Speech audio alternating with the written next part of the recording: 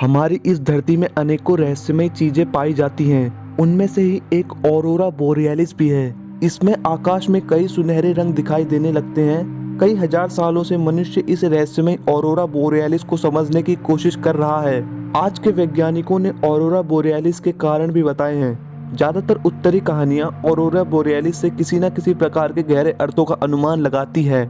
आज की इस वीडियो में मैं आपको ऑरोरा बोरियलिस के बारे में कुछ अनोखे रहस्य बताऊंगा जो शायद आप में से कई सारे लोग ना जानते हों।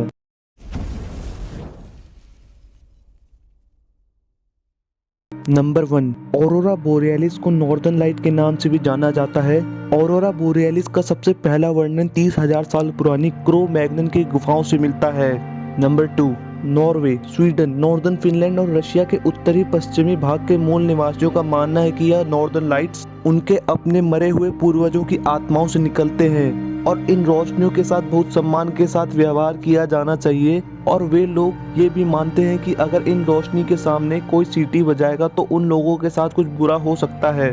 नंबर 3, हाई सोलर सनस्पॉट या सोलर फ्लेयर, जो कि एक स्पेस का कॉन्सेप्ट है जो कि हर 11 साल बाद होता है। उसके कारण ऑरोरा बोरियलिस का दृश्य और भी ज्यादा आश्चर्यजनक हो जाता है और आसमान में बहुत ही ज्यादा रोशनी हो जाती है और इसकी सुंदरता देखने लायक होती है।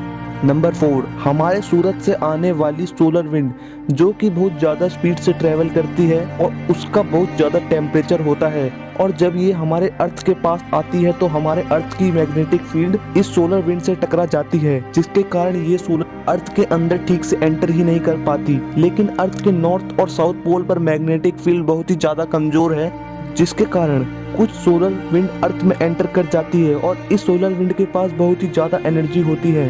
और जब ये सोलर विंड अर्थ के एटमॉस्फेयर पर पाई जाने वाली गैसेस के एटम से टकराती है और ये गैसेस के एटम इन सोलर विंड की एनर्जी को एब्जॉर्ब कर लेते हैं और एक्साइटेड स्टेट में पहुंच जाते हैं। और कोई भी एटम अपनी एक्साइटेड स्टेट में स्टेबल नहीं होता और इसीलिए एटम इस एनर्जी को कलर के फॉर्म में रिलीज कर देते हैं और हर एटम अलग अलग कलर के फॉर्म में एनर्जी रिलीज करता है, जिसके कारण आसमान में अलग अलग रंग दिखाई देने लगते हैं और इन्हीं रंगों के समूह को ऑरोरा बोरियलिस के नाम से जाना जाता है। नंबर 5, सोलर फ्लेयर, जो कि सोलर विंड की तरह ही होता है, लेकिन वह 11 साल में एक बार अर्थ पर आता है और सोलर विंड से भी ज्यादा एनर्जी के साथ आता है।